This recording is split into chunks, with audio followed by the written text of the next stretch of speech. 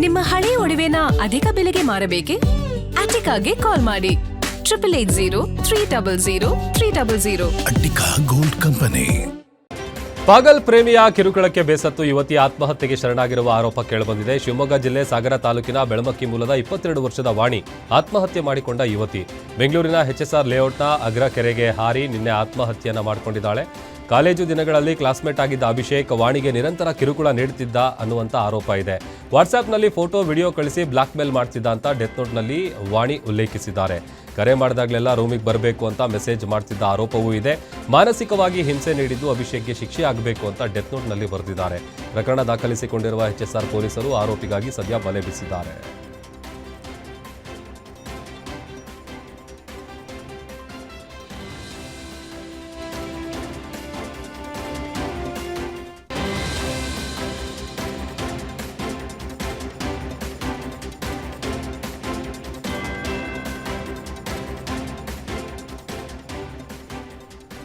ಉತ್ತರ ಕನ್ನಡ ಜಿಲ್ಲೆಯಲ್ಲಿ ಭೀಕರ ರಸ್ತೆ ಅಪಘಾತ ಸಂಭವಿಸಿದೆ. ಮಂಜುಗುಣಿ ಕ್ರಾಸ್ ಬಳಿ ಕೆಎಸ್ಆರ್ಟಿಸಿ ಬಸ್ಗೆ ಪಿಕಪ್ ವಾಹನ ಡಿಕ್ಕಿ ಹೊಡೆದಿದೆ. ಡಿಕ್ಕಿಯ ರಭಸಕ್ಕೆ ನಿಯಂತ್ರಣ ತಪ್ಪಿದ ಪಿಕಪ್ ವಾಹನ ರಸ್ತೆ ಬದಿಯ ಅಂಗಡಿಗೆ ನುಗ್ಗಿ ಪಲ್ಟಿಯಾಗಿದೆ. ಘಟನೆಯಲ್ಲಿ ಪಿಕಪ್ ಚಾಲಕ ಸೇರಿದಂತೆ ಹಲವರು ಗಂಭೀರವಾಗಿ ಗಾಯಗೊಂಡಿದ್ದು, ಗಾಯಾಳುಗಳಿಗೆ ಶಿರಸಿ ಸರ್ಕಾರಿ ಆಸ್ಪತ್ರೆಯಲ್ಲಿ ಚಿಕಿತ್ಸೆ ಕೊಡಿಸಲಾಗ್ತಾ ಇದೆ. ಅಪಘಾತದಿಂದ ಅಂಗಡಿ, ಬೈಕ್ ಸೇರಿದಂತೆ ಹಲವು ವಸ್ತುಗಳಿಗೆ ಹಾನಿಯಾಗಿದೆ. ಕೆಲಕಾಲ ಸ್ಥಳದಲ್ಲಿ ಆತಂಕದ ವಾತಾವರಣ ಕೂಡ ನಿರ್ಮಾಣ ಆಗಿತ್ತು. ಘಟನೆಯ ಸಂಬಂಧ ಶಿರಸಿ ಗ್ರಾಮೀಣ ಪೊಲೀಸ್ ಠಾಣೆಯಲ್ಲಿ ದೂರು ದಾಖಲಾಗಿದ್ದು, ಪೊಲೀಸರು ತನಿಖೆ ಮುಂದುವರೆಸಿದ್ದಾರೆ.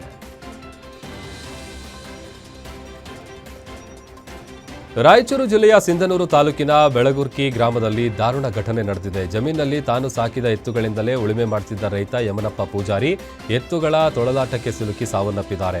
60 ವರ್ಷದ ಯಮನಪ್ಪ ನಿನ್ನೆ ಜಮೀನು ಉಳುಮೆ ಮಾಡುತ್ತಿದ್ದ ವೇಳೆ ಎತ್ತುಗಳಿಗೆ ಕಟ್ಟಿದ್ದ ಕೊಳಪಟ್ಟಿ ಏಕಾಏಕಿ ಕಳಚಿದೆ. ಈ ವೇಳೆ ಹಗ್ಗ ಯಮನಪ್ಪ ಅವರ ಕೈಗೆ ಸಿಲುಕಿಕೊಂಡಿದ್ದು, ತೊಳಲಾಟ ನಡೆಸಿದ ಎತ್ತುಗಳು ರೈತನನ್ನೇ ಹಗ್ಗದ ಸಮೇತ ಎಳ್ಕೊಂಡು ಹೋಗಿದ್ದಾವೆ. ಸುಮಾರು 2 ಕಿಲೋಮೀಟರ್ ದೂರ ರೈತನನ್ನ ಎಳೆದೊಯ್ದು ಎತ್ತುಗಳನ್ನು ಗ್ರಾಮಸ್ಥರು ತಡೆದು ರಕ್ಷಿಸಲು ಯತ್ನಿಸಿದ್ದಾರೆ. ಗಂಭೀರವಾಗಿ ಗಾಯಗೊಂಡ ಯಮನಪ್ಪರನ್ನ ಸಿಂಧನೂರು ತಾಲೂಕು ಆಸ್ಪತ್ರೆಗೆ ದಾಖಲು ಮಾಡಲಿದ್ರು ಕೂಡ ಚಿಕಿತ್ಸೆ ಫಲಿಸದೆ ಮೃತಪಟ್ಟಿದ್ದಾರೆ. ಸಿಂಧನೂರು ಗ್ರಾಮೀಣ ಪೊಲೀಸ್ ಠಾಣೆಯಲ್ಲಿ ಪ್ರಕರಣ ಕೂಡ ದಾಖಲಾಗಿದೆ. ನಡು ರಸ್ತೆಯಲ್ಲೇ ಕಾರೊಂದು ಹೊತ್ತಿ ಉರಿದ ಘಟನೆ ನಡೆದಿದೆ. ಕೋರಮಂಗಲ ವಾಟರ್ ಟ್ಯಾಂಕ್ ಜಂಕ್ಷನ್ ಬಳಿ ರಾತ್ರಿ ಸುಮಾರು 11:30 ವೇಳೆಗೆ ಚಲಿಸ್ತಾ ಇದ್ದ ಕಾರಿನ ಇಂಜಿನ್ನಲ್ಲಿ ಏಕಾಏಕಿ ಬೆಂಕಿ ಕಾಣಿಸಿಕೊಂಡಿದೆ. ಕೆಲವೇ ಕ್ಷಣಗಳಲ್ಲಿ ಬೆಂಕಿ ಇಡೀ ಕಾರಿಗೆ ವ್ಯಾಪಿಸಿ ವಾಹನ ಸಂಪೂರ್ಣ ಸುಟ್ಟು ಕರಕಲಾಗಿದೆ. ಕಾರ್ನಲ್ಲಿದ್ದ ಪ್ರಯಾಣಿಕರು ಸಮಯಕ್ಕೆ ಸರಿಯಾಗಿ ಹೊರಬಂದು ಅದೃಷ್ಟವಶಾತ್ ಪ್ರಾಣಾಪಾಯದಿಂದ ಪಾರಾಗಿದ್ದಾರೆ. ಈ ಸಂಬಂಧ ಕೋರಮಂಗಲ ಪೊಲೀಸ್ ಠಾಣೆಯಲ್ಲಿ ಪ್ರಕರಣ ದಾಖಲಾಗಿದೆ. ಶಿವಮೊಗ್ಗ ಜಿಲ್ಲೆಯ ಶಿಕಾರಿಪುರ ತಾಲೂಕಿನ ಶಿರಾಳಕೊಪ್ಪದಲ್ಲಿ ಭೀಕರ ಅಗ್ನಿ ಅವಘಡ ಸಂಭವಿಸಿದೆ. ಮುಖ್ಯ ರಸ್ತೆಯಲ್ಲಿದ್ದ ಬಟ್ಟೆ ಅಂಗಡಿ ಶಾರ್ಟ್ ಸರ್ಕ್ಯೂಟ್ನಿಂದ ಬೆಂಕಿಗಾಹುತಿಯಾಗಿದೆ. ರಹೀಂ ಅವರಿಗೆ ಸೇರಿದ ಅಂಗಡಿಯಲ್ಲಿ ಈದ್ ಮಿಲಾದ್ ಹಬ್ಬಕ್ಕಾಗಿ ಹೊಸದಾಗಿ ತರಿಸಲಾಗಿದ್ದ ಅಪಾರ ಪ್ರಮಾಣದ ಬಟ್ಟೆ ಸ್ಟಾಕ್ ಕೆಲವೇ ನಿಮಿಷಗಳಲ್ಲಿ ಬೆಂಕಿಯ ಕೆನ್ನಾಲಿಗೆಗೆ ಸುಟ್ಟು ಕರಕಲಾಗಿದೆ. ಇಂದು ಮುಂಜಾನೆ ಸುಮಾರು 5 ಗಂಟೆ ವೇಳೆಗೆ ಘಟನೆ ನಡೆದಿದೆ. ಅಗ್ನಿಶಾಮಕ ದಳದ ಸಿಬ್ಬಂದಿ ತಕ್ಷಣ ಸ್ಥಳಕ್ಕೆ ಧಾವಿಸಿದ್ರು. ಅಷ್ಟರಲ್ಲೇ ಇಡೀ ಅಂಗಡಿ ಸುಟ್ಟು ಕರಕಲಾಗಿತ್ತು. ಘಟನೆಯಲ್ಲಿ ಸುಮಾರು 2 ಕೋಟಿ ರೂಪಾಯಿಗೂ ಅಧಿಕ ನಷ್ಟ ಸಂಭವಿಸಿರುವ ಶಂಕೆ ಕೂಡ ವ್ಯಕ್ತವಾಗಿದೆ. ಬೆಂಗಳೂರು ಮಡಿವಾಳದಲ್ಲಿ ನಡು ರಸ್ತೆಯಲ್ಲಿ ಯುವಕನೊಬ್ಬನನ್ನ ತಲ್ವಾರ್ನಿಂದ ಕೊಚ್ಚಿ ಬರ್ಬರವಾಗಿ ಹತ್ಯೆ ಮಾಡಲಾಗಿದೆ. ಮಂಗಮ್ಮನಪಾಳ್ಯದ ನಿವಾಸಿ ಮೆಡಿಕಲ್ ಶಾಪ್ ನಡೆಸ್ತಾ ಇದ್ದ ಸುಹೇಲ್ ಕೊಲೆಯಾದ ವ್ಯಕ್ತಿ ನಿನ್ನೆ ರಾತ್ರಿ ಸುಮಾರು 10 ಗಂಟೆಗೆ ಮಡಿವಾಳದಿಂದ ಕೋರಮಂಗಲ ಕಡೆಗೆ ತೆರಳುತ್ತಿದ್ದಾಗ ಘಟನೆ ನಡೆದಿದೆ. ಮುಖ್ಯ ರಸ್ತೆಯಲ್ಲಿ ಟ್ರಾಫಿಕ್ ಜಾಮ್ನಿಂದ ಬೈಕ್ ನಿಲ್ಲಿಸಿದ್ದ ಸುಹೇಲ್ ಮೇಲೆ 2 ಬೈಕ್ಗಳಲ್ಲಿ ಬಂದಿದ್ದ 4 ಏಕಾಏಕಿ ಅಟ್ಯಾಕ್ ಮಾಡಿದ್ದಾರೆ. 2 ತಲವಾರ್ಗಳಿಂದ ಮನ ಬಂದಂತೆ ಹಲ್ಲೆ ನಡೆಸಿ ನಡು ರಸ್ತೆಯಲ್ಲೇ ಕೊಚ್ಚಿ ಹಂತಕರು ಪರಾರಿಯಾಗಿದ್ದಾರೆ. ಸದ್ಯ ಮಡಿವಾಳ ಪೊಲೀಸರು ಪ್ರಕರಣ ದಾಖಲಿಸಿಕೊಂಡು ಆರೋಪಿಗಳಿಗಾಗಿ ತೀವ್ರ ಶೋಧ ನಡೆಸ್ತಾ ಇದ್ದಾರೆ. ಮೈಸೂರು ಜಿಲ್ಲೆಯ ನಾಗರಹೊಳೆ ರಾಷ್ಟ್ರೀಯ ಉದ್ಯಾನವನದಲ್ಲಿ ಸಫಾರಿ ವಾಹನ ಅಪಘಾತಕ್ಕೀಡಾಗಿದೆ. ಹುಲಿ ದರ್ಶನವಾಗಿರುವಂತಹ ಮಾಹಿತಿ ಹಿನ್ನೆಲೆ ಸ್ಥಳಕ್ಕೆ ತೆರಳುತ್ತಾ ಇದ್ದಂಥ ವೇಳೆ ವಾಹನದ ಗೇರ್ ಕಾರ್ಯನಿರ್ವಹಿಸದೆ ನಿಯಂತ್ರಣ ತಪ್ಪಿ ಮರಕ್ಕೆ ಡಿಕ್ಕಿ ಹೊಡೆದಿದೆ. ವಾಹನದಲ್ಲಿದ್ದ ಸುಮಾರು 25 ಪ್ರವಾಸಿಗರಲ್ಲಿ ಹಲವರಿಗೆ ಗಾಯ ಆಗಿದೆ. ಅಪಘಾತದ ರಭಸಕ್ಕೆ ಸಫಾರಿ ವಾಹನದ ಮುಂಭಾಗ ಸಂಪೂರ್ಣ ನಜ್ಜುಗುಜ್ಜಾಗಿದೆ. ಗಾಯಾಳುಗಳನ್ನು ಅರಣ್ಯ ಇಲಾಖೆ ಸಿಬ್ಬಂದಿ ತುರ್ತು ವಾಹನದಲ್ಲಿ HD ಕೋಟೆ ಸಾರ್ವಜನಿಕ ಆಸ್ಪತ್ರೆಗೆ ಸ್ಥಳಾಂತರಿಸಿ ಪ್ರಥಮ ಚಿಕಿತ್ಸೆಯನ್ನು ಕೊಡಿಸಿದ್ದಾರೆ. HD ಕೋಟೆ ತಾಲೂಕಿನ ಅಂತರಸಂತೆ ವ್ಯಾಪ್ತಿಯ ನಾಗರಹೊಳೆ ಅರಣ್ಯ ಪ್ರದೇಶದಲ್ಲಿ ಈ ಘಟನೆ ನಡೆದಿದೆ. ಬೆಳಗಾವಿ ಜಿಲ್ಲೆಯ ಕಿತ್ತೂರು ಪಟ್ಟಣದಲ್ಲಿ ನಡೆದ ಜ್ಯುವೆಲರಿ ಅಂಗಡಿ ಕಳ್ಳತನ ಪ್ರಕರಣವನ್ನು ಪೊಲೀಸರು ಒಂದೇ ವಾರದಲ್ಲಿ ಭೇದಿಸಿದ್ದಾರೆ. ಮಾನಗ್ನ ಜ್ಯುವೆಲರ್ಸ್ ಅಂಗಡಿಯ ಶಟರ್ ಕೀಲಿ ಮುರಿದು ಸುಮಾರು 7 ಕೆಜಿ ಬೆಳ್ಳಿ ಆಭರಣ ಕಳ್ಳತನ ಮಾಡಿದ್ದ 5 ಅಂತಾರಾಜ್ಯ ಕಳ್ಳರನ್ನ ಬಂಧಿಸಲಾಗಿದೆ. ರಾಜಸ್ಥಾನದ ದಿಲೀಪ್ ಸಿಂಗ್, ಲೋಕೇಶ್ ಮೇಘವಾಲ್, ನಾರಾ ಸಿಂಗ್, ನರೇಂದ್ರ ಗುಜ್ಜಾರ್ ಹಾಗೂ ಮಧ್ಯಪ್ರದೇಶದ ಅರ್ಜುನ್ ಸಿಂಗ್ ಬಂಧಿತ ಆರೋಪಿಗಳು ಅಂತ ತಿಳಿದು ಬಂದಿದೆ. ಆರೋಪಿಗಳಿಂದ ಸುಮಾರು 17 ಲಕ್ಷ ರೂಪಾಯಿ ಮೌಲ್ಯದ 7 ಕೆಜಿ ಬೆಳ್ಳಿ ಆಭರಣ ಹಾಗೂ ಕೃತ್ಯಕ್ಕೆ ಬಳಸಿದಂಥ ಕಾರು ಸೇರಿದಂತೆ ಒಟ್ಟು 22 ಲಕ್ಷ ರೂಪಾಯಿ ಮೌಲ್ಯದ ವಸ್ತುಗಳನ್ನು ಪೊಲೀಸರು ವಶಪಡಿಸಿಕೊಂಡಿದ್ದಾರೆ. ಕೊಡಗು ಜಿಲ್ಲೆಯ ಪೊನ್ನಂಪೇಟೆ ತಾಲೂಕಿನ ತೆರಾಲು ಗ್ರಾಮದಲ್ಲಿ ಕಾಡಾನೆ ದಾಳಿಗೆ ಬೆಂಗಳೂರು ಮೂಲದ ಪ್ರವಾಸಿಗ ಬಲಿಯಾಗಿದ್ದಾರೆ. ಸುಮಾರು 40 ವರ್ಷದ ಈ ಪ್ರವಾಸಿಗ ಸ್ಥಳೀಯ ಹೋಮ್ ಸ್ಟೇಗೆ ಪ್ರವಾಸಕ್ಕೆ ಅಂತೇಳಿ ಬಂದಿದ್ರು. ಸಂಜೆ ವಾಯುವಿಹಾರಕ್ಕೆ ತೆರಳಿದ್ದ ವೇಳೆ ನಾಯಿಯನ್ನು ಅಟ್ಟಾಡಿಸಿಕೊಂಡು ಬಂದ ಕಾಡಾನೆ ಏಕಾಏಕಿ ಪ್ರವಾಸಿಗನ ಮೇಲೆ ದಾಳಿ ನಡೆಸಿದೆ. ಇದರಿಂದ ಗಂಭೀರವಾಗಿ ಗಾಯಗೊಂಡ ಅವರನ್ನು ಸ್ಥಳೀಯರು ಆಸ್ಪತ್ರೆಗೆ ದಾಖಲಿಸಲು ಪ್ರಯತ್ನಿಸಿದ್ರು. ಚಿಕಿತ್ಸೆ ಫಲಕಾರಿಯಾಗದೆ ಮೃತಪಟ್ಟಿದ್ದಾರೆ. ಮೃತರ ಹೆಸರು ಇನ್ನೂ ಕೂಡ ತಿಳಿದು ಬಂದಿಲ್ಲ. ಘಟನೆಯ ಬಳಿಕ ತೆರಾಲು ಗ್ರಾಮದಲ್ಲಿ ಆತಂಕದ ವಾತಾವರಣ ನಿರ್ಮಾಣ ಆಗಿದ್ದು ಅರಣ್ಯ ಇಲಾಖೆ ಅಧಿಕಾರಿಗಳು ಸ್ಥಳಕ್ಕೆ ಭೇಟಿ ಕೊಟ್ಟು ಪರಿಶೀಲನೆ ನಡೆಸಿದ್ದಾರೆ.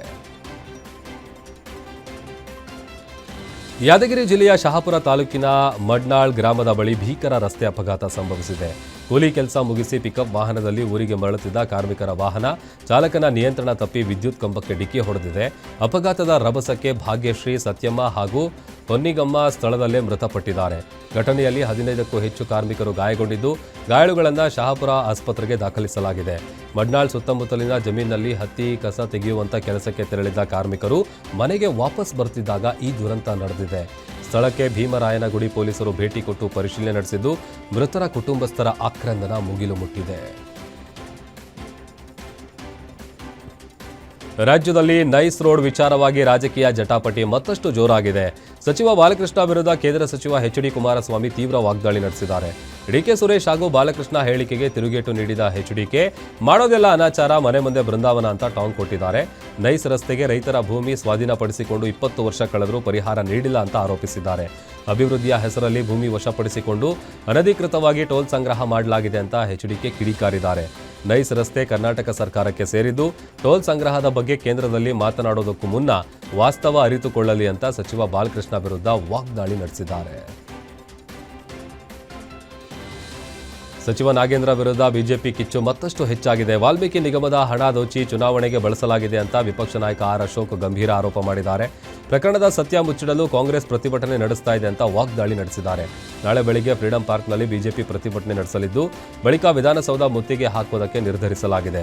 ಜೆಡಿಎಸ್ ನಾಯಕರೊಂದಿಗೂ ಪ್ರತಿಭಟನೆ ಕುರಿತು ಮಾತನಾಡಿರುವುದಾಗಿ ಅಶೋಕ್ ತಿಳಿಸಿದ್ದಾರೆ. ಸಿಬಿಐ ಚಾರ್ಜ್ ಶೀಟ್ನಲ್ಲಿ ನಾಗೇಂದ್ರ ಹೆಸರಿದೆ ಎಂದಿರುವ ಅವರು ಡಿಕೆ ಶಿವಕುಮಾರ್ ಸಂಪುಟದಲ್ಲಿ ಭ್ರಷ್ಟಾಚಾರ ಹೆಚ್ಚಾಗಿದೆ ಅಂತ ಆರೋಪಿಸಿದ್ದಾರೆ. ನಾಗೇಂದ್ರ ವಿರುದ್ಧ 35 ಪ್ರಕರಣಗಳಿದ್ದು ಲೂಟಿ, ಅಕ್ರಮ ಗಣಿಗಾರಿಕೆ ಹಾಗೂ ವಾಲ್ಮೀಕಿ ನಿಗಮದ ಭ್ರಷ್ಟಾಚಾರ ಪ್ರಕರಣಗಳು ಸೇರಿವೆ ಅಂತ ಆರ್ ಅಶೋಕ್ ಆರೋಪಿಸಿದ್ದಾರೆ. ರಾಜ್ಯದಲ್ಲಿ ಮತ್ತೆ ಪಾದಯಾತ್ರೆ ಪಾಲಿಟಿಕ್ಸ್ ಶುರುವಾಗುವ ಸಾಧ್ಯತೆ ದಟ್ಟವಾಗಿದೆ. ಸಚಿವ ನಾಗೇಂದ್ರ ರಾಜೀನಾಮೆಗೆ ಪಟ್ಟು ಹಿಡಿದಿರುವ ಬಿಜೆಪಿ ಇದೀಗ ಸರ್ಕಾರದ ಮೇಲೆ ಮತ್ತಷ್ಟು ಒತ್ತಡ ಹೇರಲು ಬೃಹತ್ ಪಾದಯಾತ್ರೆಗೆ ಸಿದ್ಧತೆ ನಡೆಸಿದೆ. ಚಿತ್ರದುರ್ಗದಿಂದ ಬಳ್ಳಾರಿವರೆಗೆ ಸುಮಾರು 15 ದಿನಗಳ ಕಾಲ ಪಾದಯಾತ್ರೆ ನಡೆಸೋದಕ್ಕೆ ಬಿಜೆಪಿ ಎಸ್ಟಿ ನಾಯಕರು ಚರ್ಚೆ ನಡೆಸಿದ್ದಾರೆ.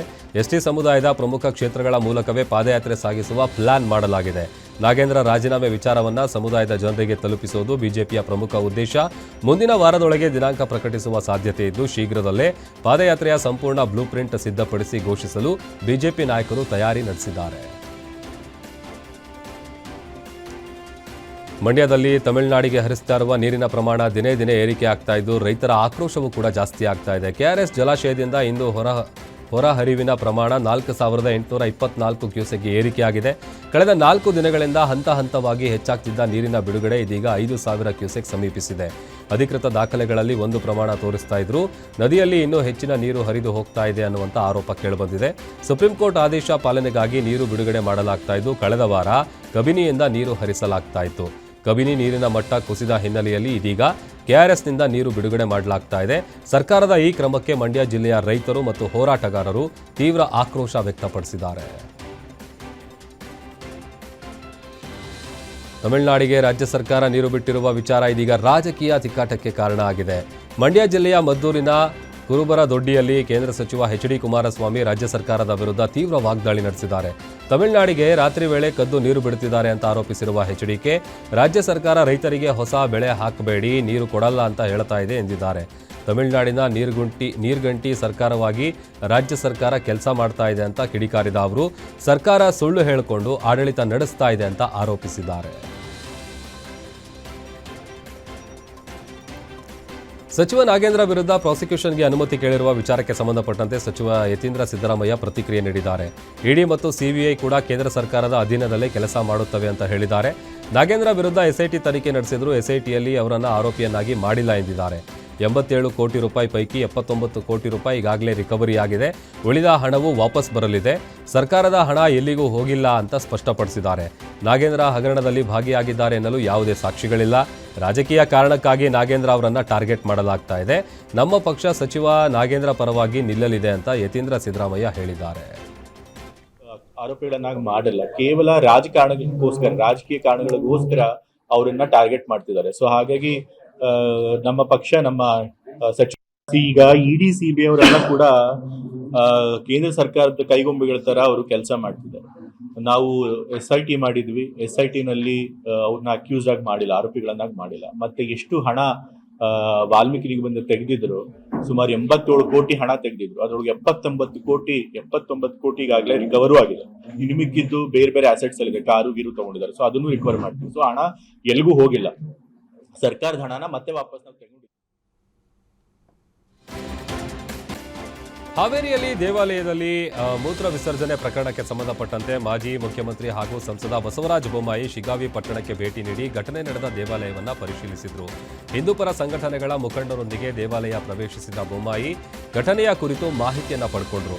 ಕೃತ್ಯ ಎಸಗಿದ್ದ ಆರೋಪ ಎದುರಿಸ್ತಾ ಇರುವ ಮೊಹಮ್ಮದ್ ಜಾಫರ್ ವಿರುದ್ಧ ತೀವ್ರ ಆಕ್ರೋಶ ವ್ಯಕ್ತಪಡಿಸಿದ ಅವರು ಇದು ಆಕಸ್ಮಿಕವಾಗಿ ನಡೆದ ಘಟನೆಯಲ್ಲ, ಬೇಕಂತಲೇ ಮಾಡಿರುವ ಅಪಚಾರ ಅಂತ ಕಿಡಿಕಾರಿದ್ರು. ಪ್ರಕರಣದ ಕುರಿತು ಕಠಿಣ ಕ್ರಮ ಕೈಗೊಳ್ಳಬೇಕು ಅಂತ ಆಗ್ರಹಿಸಿದ್ದಾರೆ.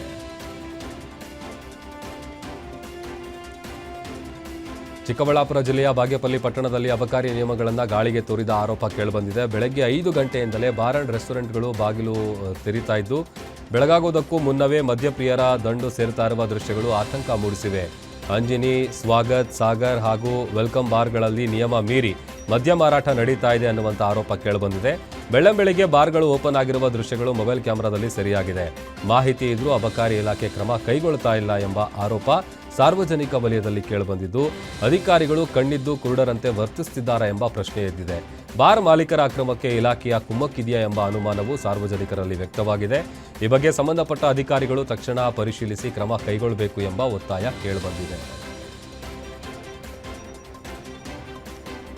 ಗ್ರೇಡ್ 2 ತಹಶೀಲ್ದಾರ್ ವಿರುದ್ಧ ಹಣದ ಡೀಲ್ ಆರೋಪ ಕೇಳಿಬಂದಿದೆ. ನಿಪ್ಪಾಣಿ ತಾಲೂಕಿನ ಗ್ರೇಡ್ 2 ತಹಶೀಲ್ದಾರ್ ಅರುಣ್ ಶ್ರೀಖಂಡೆ ಮಾತನಾಡಿದ್ದಾರೆ ಎನ್ನಲಾದ ಆಡಿಯೋ ಒಂದು ಸಿಕ್ಕಾಪಟ್ಟೆ ವೈರಲ್ ಆಗಿದೆ.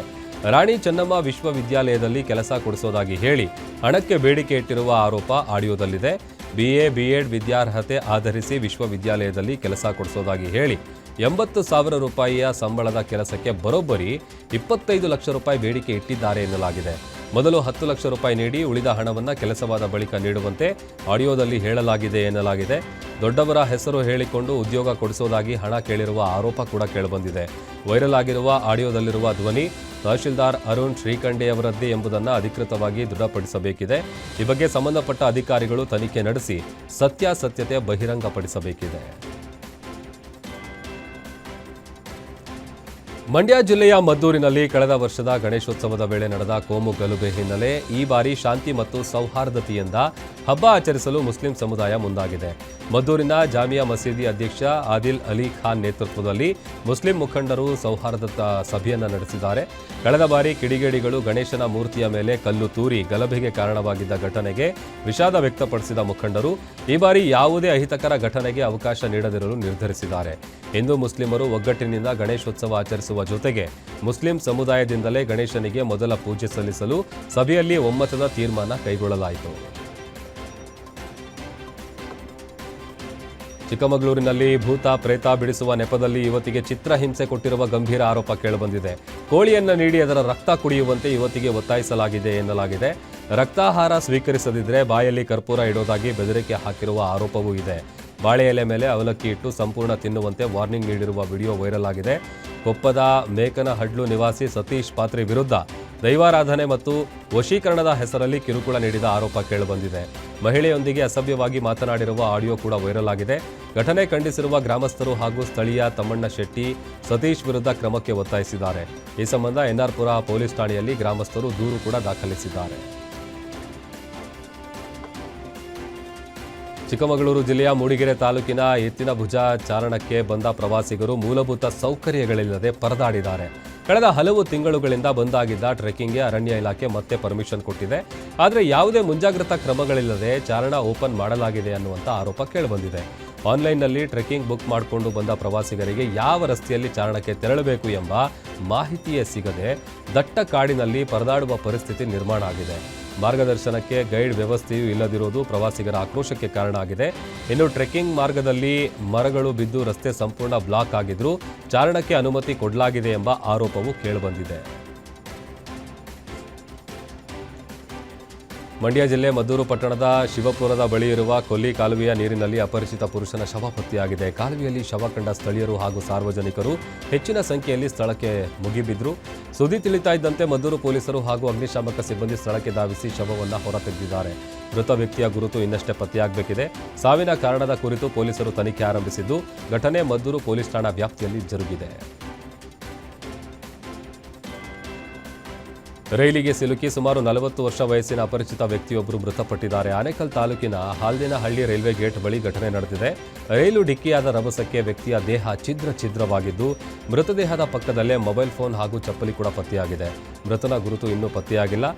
ಬೈಯಪ್ಪನಹಳ್ಳಿ ರೈಲ್ವೆ ಪೊಲೀಸ್ ಠಾಣೆಯಲ್ಲಿ ಪ್ರಕರಣ ದಾಖಲಾಗಿದೆ.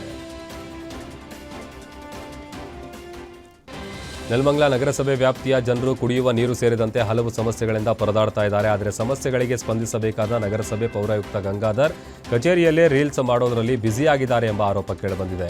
ಸರ್ಕಾರಿ ಕಚೇರಿಯಲ್ಲೇ ಕೈಯಲ್ಲಿ ರೋಸ್ ಹಿಡಿದು ಪೌರಾಯುಕ್ತರು ರೀಲ್ಸ್ ಮಾಡಿರುವ ವಿಡಿಯೋ ಇದೀಗ ವೈರಲ್ ಆಗಿದೆ. ಜನರು ಸಮಸ್ಯೆ ಹೇಳ್ಕೊಂಡು ಬಂದರೆ ನೋಡೋಣ ಅಂತ ಹೇಳ್ತಾರೆ ಎನ್ನಲಾಗಿದ್ದು, ಮತ್ತೊಂದೆಡೆ ನಗರಸಭೆಯ ಹಲವು ಕೆಲಸಗಳು ಬಾಕಿ ಉಳಿದಿವೆ ಎಂಬ ಆರೋಪವೂ ಕೇಳಿಬಂದಿದೆ. ಜನರ ಸಮಸ್ಯೆಗಳಿಗೆ ಸ್ಪಂದಿಸದೆ ರೀಲ್ಸ್ನಲ್ಲಿ ಟೈಮ್ ಪಾಸ್ ಮಾಡ್ತಿದ್ದಾರೆ ಎಂದು ಸಾರ್ವಜನಿಕರು ಆಕ್ರೋಶ ವ್ಯಕ್ತಪಡಿಸಿದ್ದಾರೆ. ಪೌರಾಯುಕ್ತರ ರೀಲ್ಸ್ಗೆ ಇದೀಗ ಸಾರ್ವಜನಿಕ ವಲಯದಲ್ಲಿ ಭಾರೀ ಟೀಕೆ ಕೂಡ ವ್ಯಕ್ತವಾಗ್ತಾ ಇದೆ. ವಿಶ್ವವಿಖ್ಯಾತ ಮೈಸೂರು ದಸರಾ ಮಹೋತ್ಸವಕ್ಕೆ ದಿನಗಣನೆ ಆರಂಭವಾಗಿದ್ದು, ಗಜಪಡೆಯ ಸ್ವಾಗತಕ್ಕೆ ಸಾಂಸ್ಕೃತಿಕ ನಗರಿ ಮೈಸೂರು ಸಜ್ಜಾಗ್ತಾ ಇದೆ. ಆಗಸ್ಟ್ 26ರಂದು ಮೊದಲ ತಂಡದ 9 ಆನೆಗಳು ಗಜಪಯಣ ಕಾರ್ಯಕ್ರಮದ ಮೂಲಕ ಕಾಡಿನಿಂದ ನಾಡಿಗೆ ಆಗಮಿಸಲಿವೆ. ಹುಣಸೂರು ತಾಲೂಕಿನ ವೀರನ ಹೊಸಹಳ್ಳಿಯಲ್ಲಿ ಗಜಪಯಣಕ್ಕೆ ಚಾಲನೆ ದೊರೆಯಲಿದ್ದು, ಅಲ್ಲಿಂದ ಗಜಪಡೆ ಮೈಸೂರಿನ ಅರಣ್ಯ ಭವನಕ್ಕೆ ಆಗಮಿಸಲಿದೆ. 2 ದಿನಗಳ ವಾಸ್ತವ್ಯದ ಬಳಿಕ ಆಗಸ್ಟ್ 28ರಂದು ಗಜಪಡೆ ಅರಮನೆಯ ಆವರಣಕ್ಕೆ ಎಂಟ್ರಿ ಕೊಡಲಿದೆ. ಜಂಬೂ ಸವಾರಿ ಮುಗಿಯುವವರೆಗೂ ಇಲ್ಲಿಯೇ ವಾಸ್ತವ್ಯ ಹೂಡಲಿರುವ ಆನೆಗಳಿಗೆ ತಾತ್ಕಾಲಿಕ ಶೆಡ್ಗಳ ನಿರ್ಮಾಣ ಭರದಿಂದ ಸಾಗ್ತಾ ಇದೆ. ಮಾವುತರು, ಕಾವಾಡಿಗಳು ಮತ್ತು ಅವರ ಕುಟುಂಬಗಳ ವಾಸ್ತವ್ಯಕ್ಕೂ ಕೂಡ ವಿಶೇಷ ವ್ಯವಸ್ಥೆಯನ್ನು ಮಾಡಲಾಗ್ತಾ ಇದೆ. 2ನೇ ಹಂತದಲ್ಲಿ ಇನ್ನೂ 3 ಆನೆಗಳು ಮೈಸೂರಿಗೆ ಆಗಮಿಸಲಿವೆ.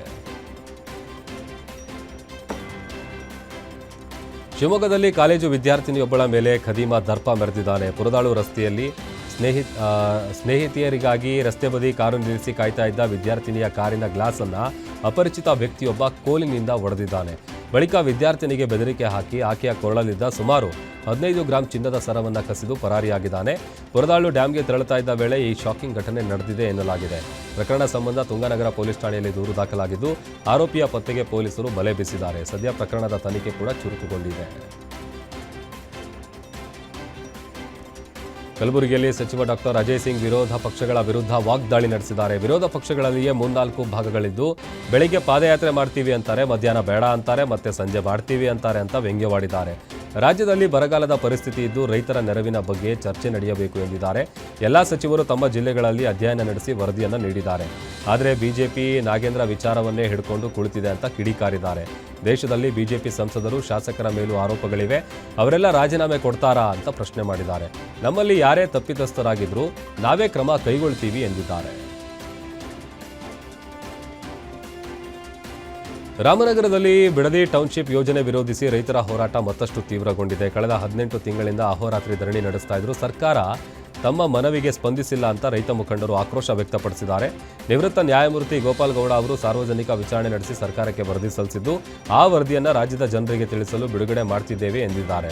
ಆಗಸ್ಟ್ 25ರಂದು ಫ್ರೀಡಂ ಪಾರ್ಕ್ನಿಂದ ವಿಧಾನಸೌಧದವರೆಗೆ ಪ್ರತಿಭಟನೆ ನಡೆಸೋದಕ್ಕೆ ರೈತರು ನಿರ್ಧರಿಸಿದ್ದಾರೆ. ಸರ್ಕಾರ ಮಣಿಯದಿದ್ರೆ ಉಪವಾಸ ಸತ್ಯಾಗ್ರಹಕ್ಕೂ ಮುಂದಾಗ್ತೀವಿ, ಪ್ರಾಣ ಹೋದ್ರೂ ಭೂಮಿ ಕೊಡಲ್ಲ ಅಂತ ರೈತರು ಸರ್ಕಾರಕ್ಕೆ ಎಚ್ಚರಿಕೆ ನೀಡಿದ್ದಾರೆ. ದಾವಣಗೆರೆಯಲ್ಲಿ ಭದ್ರಾ ನೀರಿನ ವಿವಾದಕ್ಕೆ ಮತ್ತೆ ಕಿಚ್ಚೆದ್ದಿದೆ. ನಾಳೆ ಬಂದ್ ಹಿನ್ನೆಲೆಯಲ್ಲಿ ಉಸ್ತುವಾರಿ ಸಚಿವ ಎಸ್ ಮಲ್ಲಿಕಾರ್ಜುನ್ ಪ್ರತಿಕ್ರಿಯೆ ನೀಡಿದ್ದಾರೆ. ಭದ್ರಾ ನೀರು ಬಿಡುವ ವಿಚಾರದಲ್ಲಿ ತಮ್ಮದೇನು ವೈಯಕ್ತಿಕ ಅಭಿಪ್ರಾಯವಿಲ್ಲ ಎಂದ ಸಚಿವರು ಜಿಲ್ಲೆಯ ರೈತರಲ್ಲೇ ಒಮ್ಮತ ಇಲ್ಲ ಅಂತ ಹೇಳಿದ್ದಾರೆ. ಕೆಲವರು ಭತ್ತಕ್ಕೆ ಈಗ ನೀರು ಬೇಡ, ಬೇಸಿಗೆಗೆ ಬಿಡಿ ಎನ್ನುತ್ತಿದ್ದಾರೆ. ಮತ್ತೆ ಕೆಲವರು ತಕ್ಷಣ ನೀರು ಬೇಕು ಅಂತಿದ್ದಾರೆ. ಐಸಿಸಿ ಸಭೆಯಲ್ಲೂ ಕೂಡ ನಿರ್ಧಾರಕ್ಕೆ ಬರಲು ಸಾಧ್ಯವಾಗಿಲ್ಲ. ಎಲ್ಲ ರೈತರನ್ನ ಕರೆಸಿ ಒಮ್ಮತದ ನಿರ್ಧಾರಕ್ಕೆ ಬರಲಾಗುವುದು ಅಂತ ಎಸ್ ಮಲ್ಲಿಕಾರ್ಜುನ್ ತಿಳಿಸಿದ್ದಾರೆ. ಸ್ವಲ್ಪ ಜನ ನಿರ್ಧಾರ ತೆಗೆದುಕೊಳ್ಳಲಿಲ್ಲ ಅಂದರೆ ಇವ್ರದ್ದು ಒಮ್ಮತ ಬರಲಿಲ್ಲ. ಒಬ್ಬರು ಬೇಡ ಅಂತ, ಒಬ್ಬರು ಬೇಕು ಅಂತ.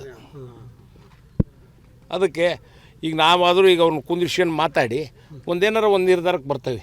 ಯಾಕಂದರೆ ಈಗ ಮಳೆಗಾಲ ಐತಿ, ಇನ್ನು ಇವತ್ತು 75 ಅಡಿ ದಾಟೈತಿ. ಹಂಗಾಗಿ ಈಗ ಭತ್ತಕ್ಕೆ ನೀರು ಕೊಟ್ಟರೆ ಸ್ವಲ್ಪ ಜನ ಬ್ಯಾಸ್ಗಿಗೆ ನೀರು ಬೇಕು ಅಂತಾರೆ. 1 ಲಕ್ಷ ಹೆಕ್ಟೇರು ಅಡಿಕೆ ಐತಿ, ಅಂದರೆ 2.5 ಲಕ್ಷ ಎಕರೆ ಪ್ಲಸ್ 1.5 ಲಕ್ಷ ಎಕರೆ ಭತ್ತ ಐತಿ.